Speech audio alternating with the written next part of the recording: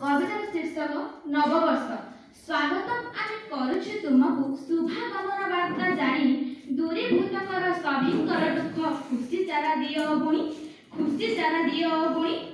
भारी दुख कष्ट सहिला जगत